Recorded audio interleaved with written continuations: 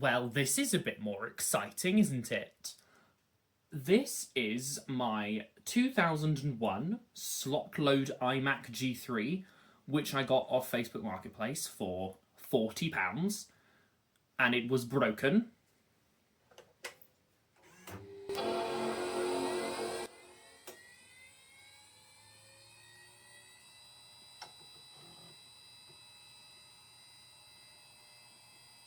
As you can see, it is no longer broken. In this video, we are going to be doing some upgrades. Because right now, in case you can't hear, the hard drive's a bit fooked. And this is the third hard drive that I've put in this. The one it came with was completely dead. The one I put in it was completely dead. And then this was third time's the charm, and it's nearly dead. So we're not doing well with IDE hard drives. So, the upgrades.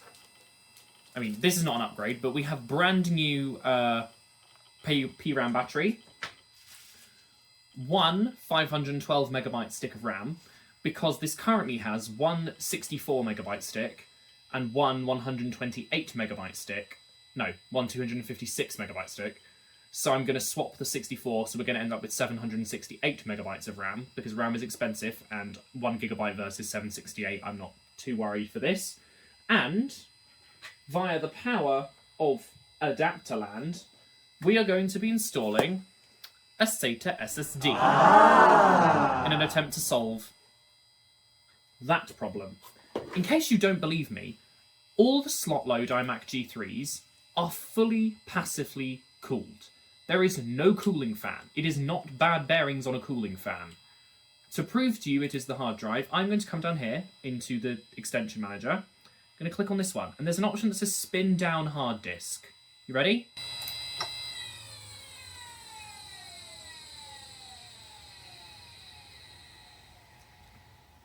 And then if I click on something,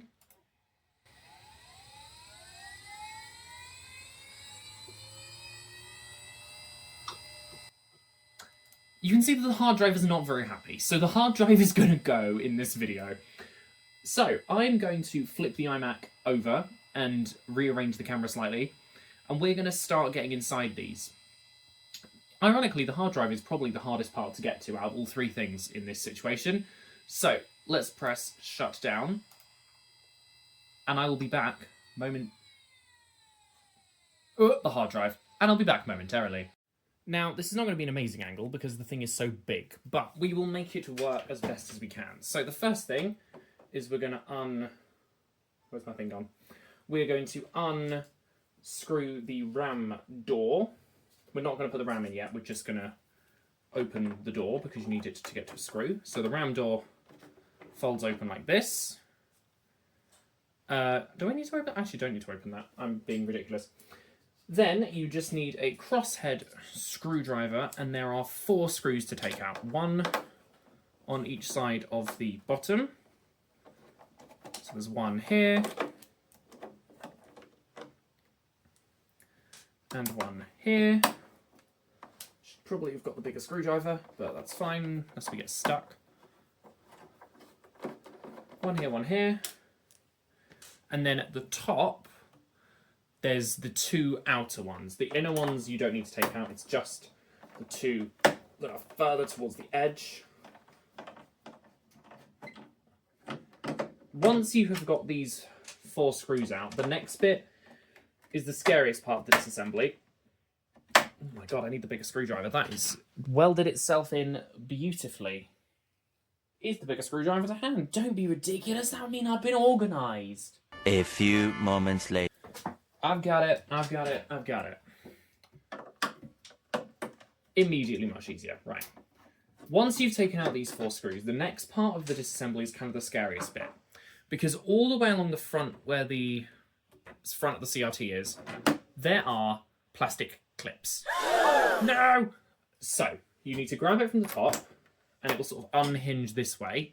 This one won't be too bad, because I've opened it a couple of times. If you have never opened this, oh my lord, good luck. You kind of need to tip it away whilst also lifting the front up, and it will come away. As I said, I've opened this one before, So the clips are not broken, but they have been used and are a little bit looser, so it actually comes out. If you haven't taken that off before, it took me 15 minutes because I did not want to break it. Now we're kind of like one layer in. Now we need to take off the shield. There are a lot of screws to take off the shield, so I'm just going to move the plastic housing screws out the way. There are 2 at the top, 1 either side. So 1, 2. They're kind of like down the edge. They're not really super visible. 1, 2. Then there are another 2 low down at the sides, down the edge. So 1 here.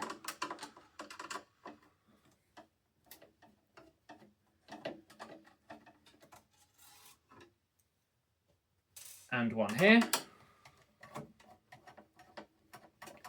And then because we are removing the hard drive, I'm just going to take all 4 of these out. If you're not removing the hard drive, you can leave the top 2. But because I am going to remove the hard drive anyway, I'm just going to take them all out. So we're going to take this one out.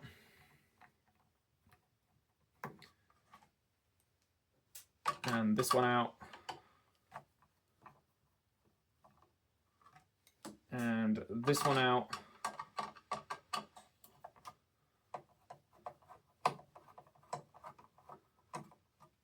And this one out. As I said, if you don't want to remove the hard drive, you can just remove the bottom 2. Now that you have done that, just pull, and it will lift up, unhook it from the VGA port, and there you go. Now this has got quite a bit of corrosion on it. It's probably been stored somewhere damp. I'm not overly concerned. I've cleaned it up a little bit. What I am going to do, though, is get an old toothbrush before I put this away and properly, like, scrub at this before I put it back together. So you'll not see me do that, but I will do that off camera. We're in now. Like, this is it. We're in. So the easy one is going to be the PRAM battery. Now, it goes in the other way up than you would think because, you know, positive up, but actually the positive points down. So I'm hoping this will just come out nice and easily if I tilt it. He says.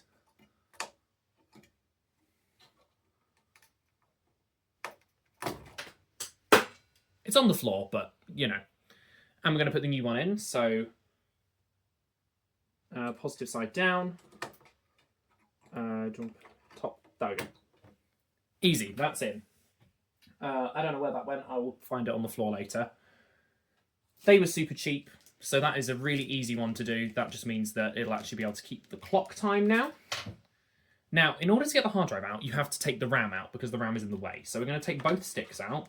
This is the 64 megabyte original stick, so that one is not going back in. And then this one is the 256 megabyte stick, which is going to go back in. Hard drive. Because we've removed those 2 screws, it will just slide out. So we're going to unplug the IDE cable, and the Molex cable is probably welded in.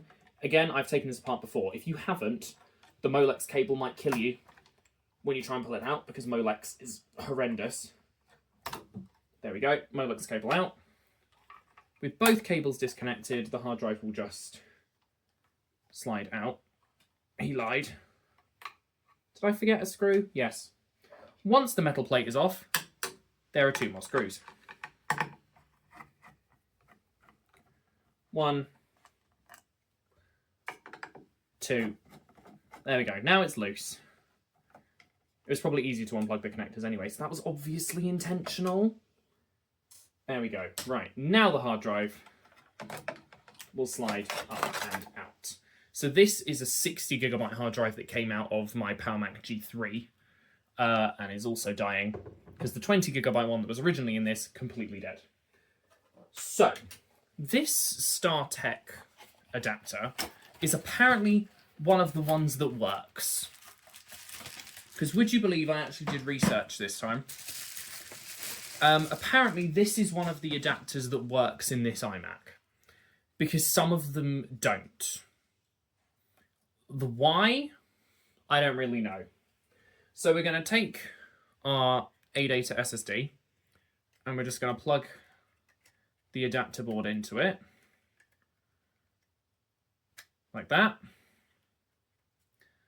We're going to slide it in there. Would it be easy the other way around? Which way around does this need to go? So the missing pin is at the bottom. Where's the hard drive? The hard drive went in that way. Missing pin at the bottom. Yeah, so it needs to go that way around. Cool. So it needs to go this way around. Slide this in. IDE cable.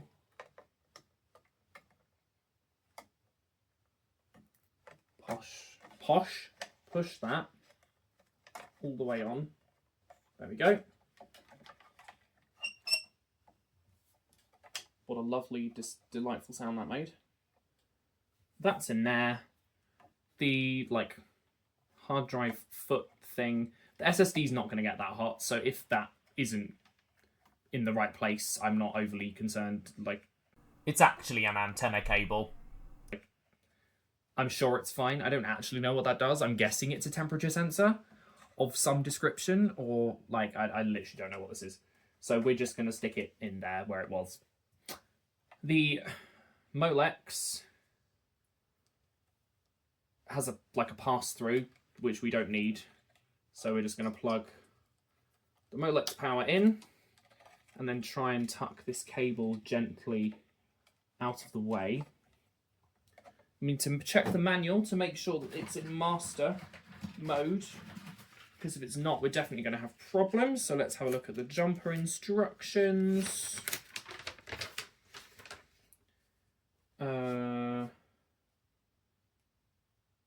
Please ensure it is designated master. Yes, that's what I want to do, but you need to tell me about the IDE modes.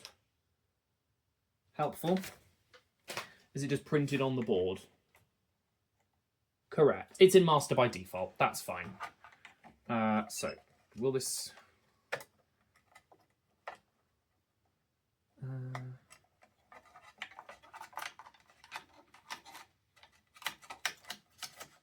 There we go. Okay. That's in there. So, then our RAM, we're going to put the 256 megabyte stick back in. Click, click. And then we're going to take our new stick.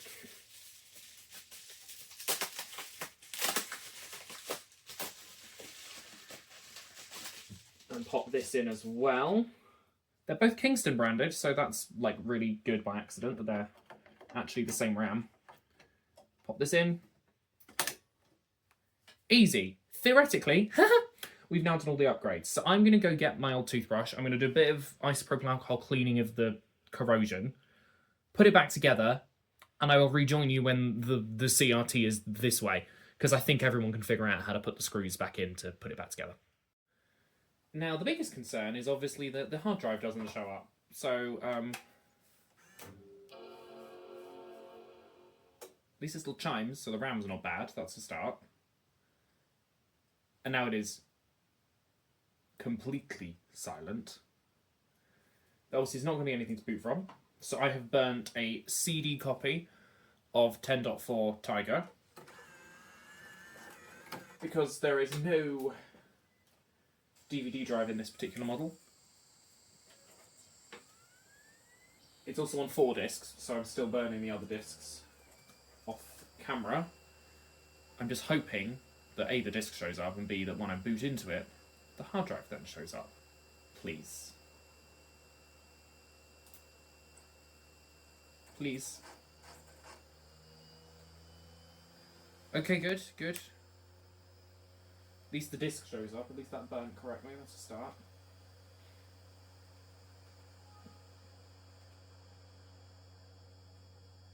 Come on, let me do. Now, what I'm going to be doing with this is I'm going to be attempting to dual boot macOS 9 and macOS 10. So we're going to have a macOS 10.4 partition and a macOS 9 partition.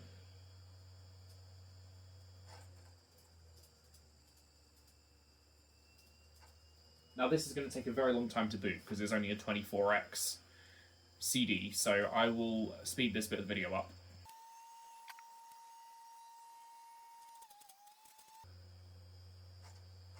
That actually didn't take as long as I thought it was going to. Now we just have to hope that the drive shows up. I'm praying. I'm praying. So we're going to use disk utility to format it if it's there, and then we're going to install macOS 9 first. But please show up. Please show up. Please show up. Please show up. Please. Please. Please. Please. It's good. It's there. Amazing. Okay.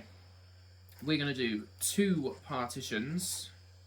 We're going to make the macOS 9 one 40.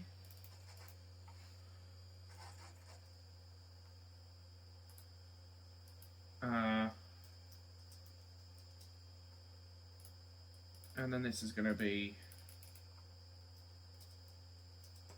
macOS 10. macOS extended, not journaled for this one. macOS extended journaled for this one. How do I change the...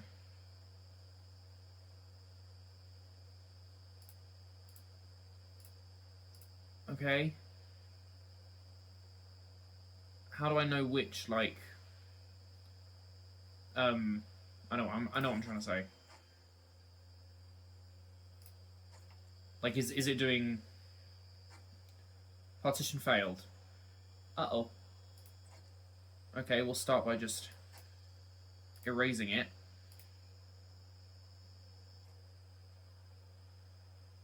Oh no. Why can it not erase the disk? I actually had done nothing wrong. The SSD had literally just arrived dead. So, that will be solved in due course.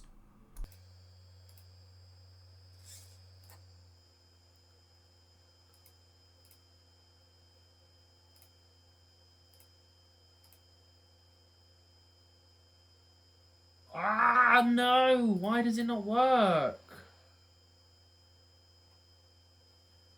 Why does it not work? Why does it not work? Oh, pants. I don't know what to do now. Why does it not work? Do I need to, like, lock it? Nope.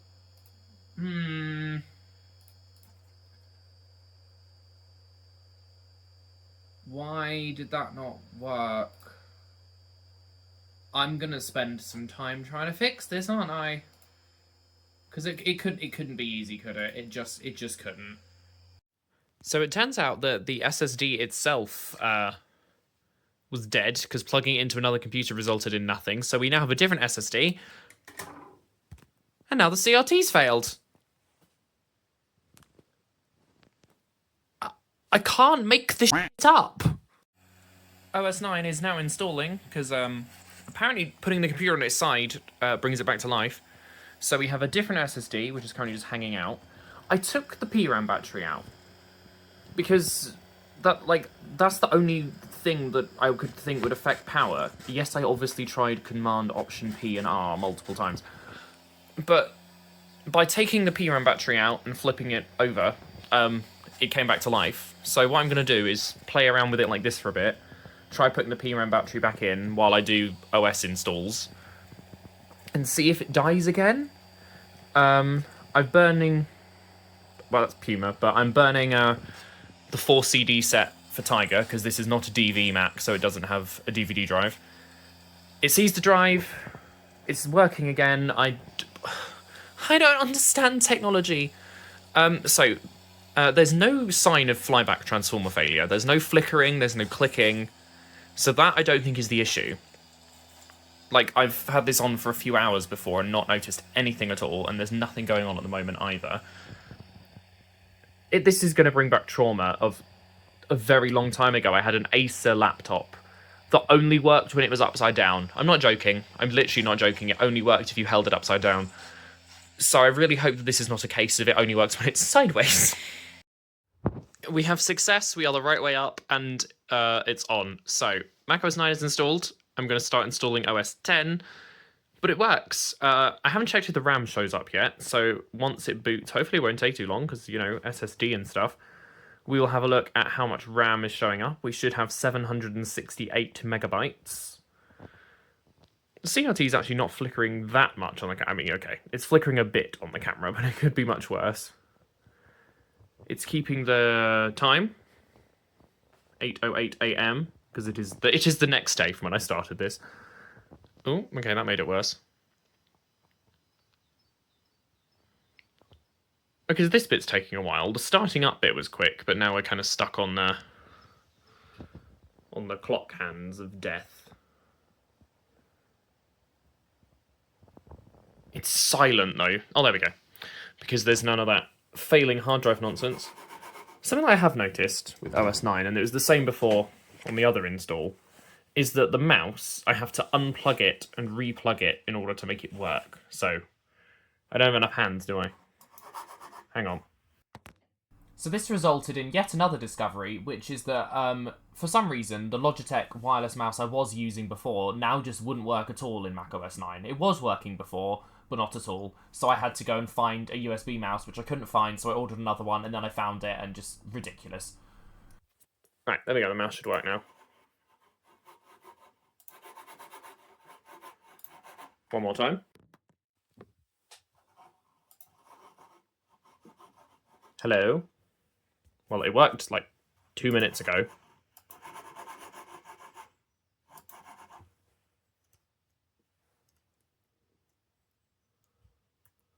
It's not frozen because Command F works. What are you doing? So the mouse works fine in the installer for macOS 9, but then when you actually boot into the installation, it doesn't work anymore. Right, I plugged the mouse directly into the computer rather than into the keyboard.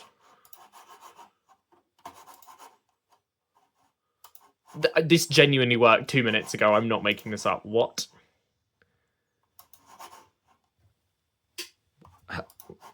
Huh? I'll be back. Oh my god. The mouse is back. We're all good. So let's see if the RAM shows up.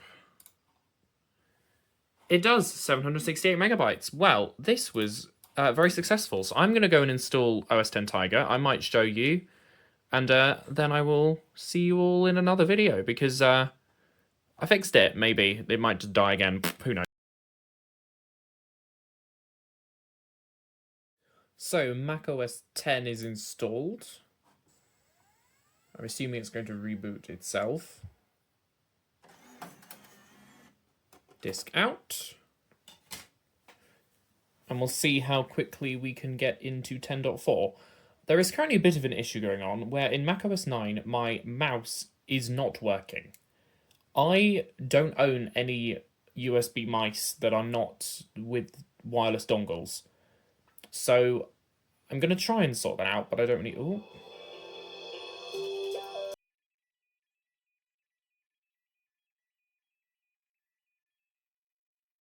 I was definitely expecting it to do a reboot.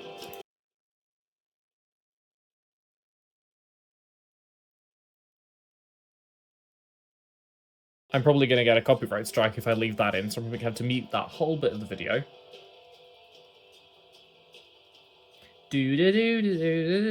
I'll just sing over it. La la la la la. That's definitely not going to work, so we're not going to sign into an Apple ID. I'm not doing the registration information. There's a keyboard command to skip this. What is it? Hang on. Command Q. Aha. Skip. There we go. Right.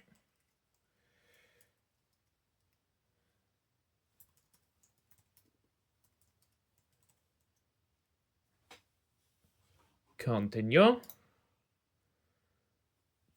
It's interesting they didn't reboot after installation. I was definitely expecting it to do that. Yeah, I'm obviously in Cupertino. Nope. London is the closest time zone. That is the correct date and time. Done. There we go. We are now in Tiger. This will probably be 10.4 straight. So I have downloaded the 10.11 combo update for PowerPC. There we go. The dock is enormous, as usual by default. Right. It's probably because of the mouse that it thinks is a keyboard. That's fine. We've got the metal interface going on. Very nice. So, 500 megahertz PowerPC G3, 768 megabytes of RAM. Let's make the dock a bit smaller because currently it looks ridiculous. There we go. What display options have we got? So it's defaulted to 1024 by 768 at 75 hertz. What does 800 by 600 look like? Oh, there is no screen space on 800 by 600. Okay, we definitely want it to run at 1024 by 768 then. Okay. Let me plug my hard drive in, if I can reach.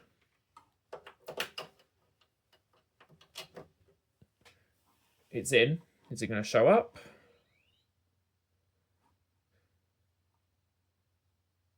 Is it going to show up? Keyboard controls work? No. Whoa. Yeah, okay, there it is.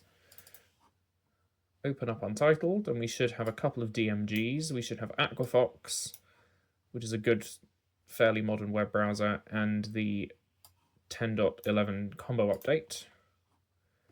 So I'm going to sit around and play with this for a while and get some more stuff set up. But there we go. We have an OS 9 and an OS 10 partition. Currently, the mouse just doesn't work in OS 9, but I feel like that is something that can be solved fairly easily, I hope. Like, that doesn't seem like it's too complicated. So, PowerMac 4.1, PowerPC 750, running at 500 megahertz. ATI Rage 128 with 16 megabytes of video memory. Yeah, nice. Okay, I will see you in another video where we might do a bit more with this iMac and sort of try and do some other things that it's probably not supposed to do because it's old, but would be fun anyway. I'm very happy that I own one of these, and the fact that this was like really, really cheap makes me even happier, so long as it doesn't die again. Oh dear.